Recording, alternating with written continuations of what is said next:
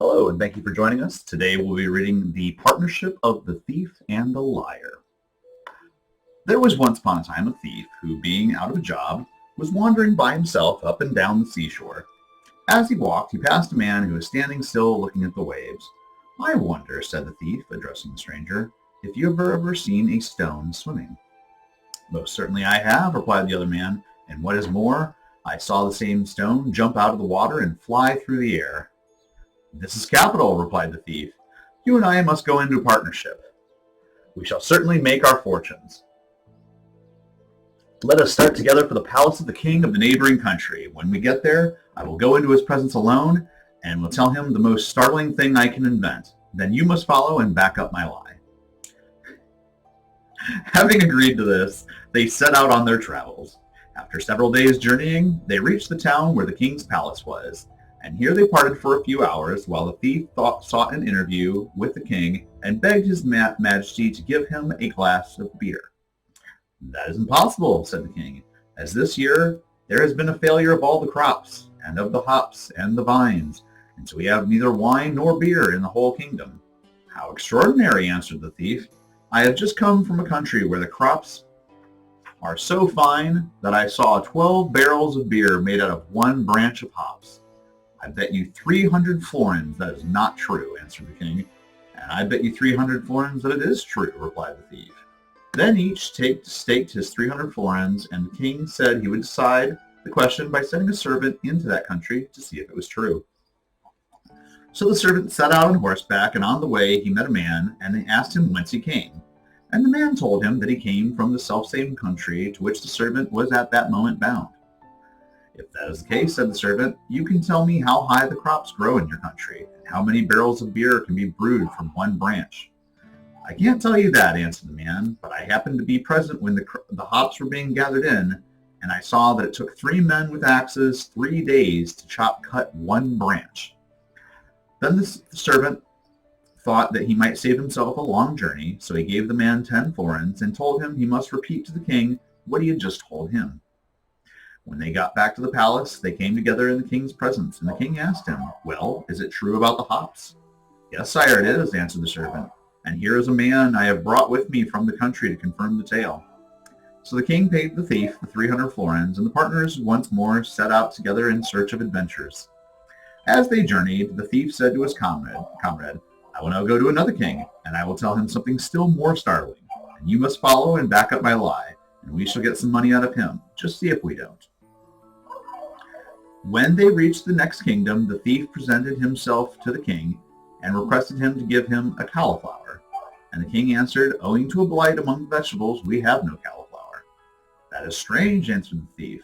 "I have just come from a country where it grows so well that one head of cauliflower filled 12 water tubs." "I don't believe it," answered the king. "I bet you 600 florins it is true," replied the thief. "And I bet you 600 florins it is not true," answered the king. And he sent for a servant and ordered for him to start at once for the country whence the thief had come, to find out if his story of the cauliflower was true. On his journey, the servant met with a man. Stopping his horse, he asked him where he had come from. And the man replied that he had come from the country to which the other was traveling. "If that is the case," said the servant, "can you tell me what size the cauliflower grows in your country? Is it so large that one head fills 12 water tubs?" "I have not seen that," answered the man, "but I saw 12 wagons drawn by 12 horses carrying one head of cauliflower to the market." And the servant answered, "Here are 10 florins for you, my man. You have saved me a long journey. Come with me now and tell the king what you have just told me." "All right," said the man, and they went together to the palace. And when the king asked the servant if he had found out the truth about the cauliflower, the servant replied, "Sire, all that you heard was perfectly true. Here is a man from the country who will tell you so." So the king had to pay the thief 600 florins, and the two partners set out once more on their travels with their 900 florins.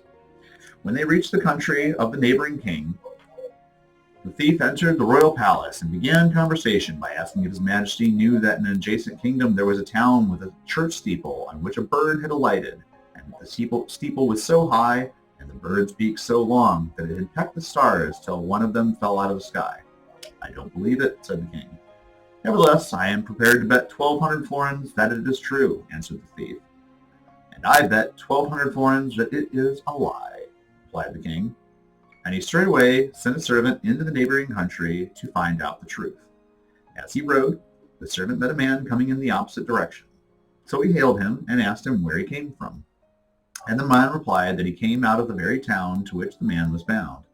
Then the servant asked him if the story they had heard about the bird with the long beak was true. I don't know about that, answered the man, as I have never seen the bird. But I once saw 12 men shoving all their might and main with brooms to push a monster egg into a cellar. That is capital, answered the servant, presenting the man with 10 florins. Come and tell your tale to the king, and you will save me a long journey. So when the story was repeated to the king, there was nothing for him to do but pay the thief the 1,200 florins. Then the two partners set out again with their ill-gotten gains, which they proceeded to divide into 2 equal shares. But the thief kept back 3 of the florins that belonged to the liar's half of the booty. Shortly afterwards, they each married, settled down in homes of their own with their wives. One day, the liar discovered what had been done out of 3 florins by his partner, so he went to his house and demanded them from him. Come next Saturday, and I will give them to you, answered the thief. But as he had no intention of giving the liar the money, when Saturday came, he stretched himself out stiff and stark upon the bed and told his wife to say that he was dead. So the wife rubbed her eyes with an onion, and when the liar appeared at the door, she met him in tears and told him that as her husband was dead, he could not pay the 3 florins. But the liar, who knew his partner's tricks, instantly suspected the truth and said, as he has not paid me, I will pay him out of the 3 good lashes of my riding whip. At these words, the thief sprang to his feet, and appearing at the door, promised his partner that if he would return the following Saturday, he would pay him. So the liar went away satisfied with this promise. When Saturday morning came, the thief got up early and hid himself under a truss of hay in the hayloft. When the liar appeared to demand his 3 florins, the wife met him with tears in her eyes and told him that her husband was dead. Where have you buried him? Asked the liar. In the hayloft, answered the wife. Then I will go there and take away some hay in payment of the debt, said the liar. And proceeding to the hayloft, he began to toss about the hay with a pitchfork, prodding it into the trusses of hay, till in terror of his life, the thief crept out and promised his partner to pay him 3 florins on the following Saturday. When the day came, he got up at sunrise, and going down into the crypt of a neighboring chapel, stretched himself out, quite still and stiff, in an old stone coffin. But the liar, who was quite as clever as his partner, very soon bethought him of the crypt, and set out for the chapel, confident that he would shortly discover the hiding place of his friend. He had just entered the crypt, and his eyes were not yet accustomed to the darkness when he heard the sound of whispering at the grated windows. Listening intently, he overheard the plotting of a band of robbers, who had brought their treasure to the crypt, meaning to hide it there while they set out on fresh adventures. All the time they were speaking, they were removing the bars from the window, and in another minute they would all have entered the crypt and discovered the liar. Quick as thought, he wound his mantle around him and placed himself, standing stiff and erect, in a niche in the wall, so that in the dim light he looked just like an old stone statue. As soon as the robbers entered the crypt, they set about the work of dividing their treasure. Now there were 12 robbers, but by mistake the chief of the band divided the gold into 13 heaps.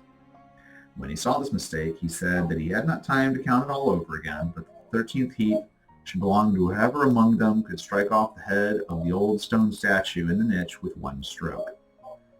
With these words, he took up an axe and approached the niche where the liar was standing.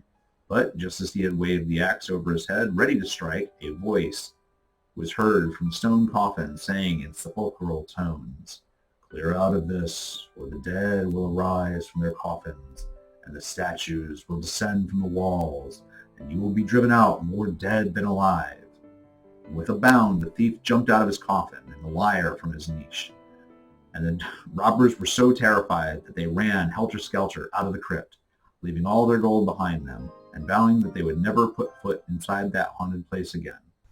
So the partners divided the gold between them and carried it to their homes, and history tells us no more about it.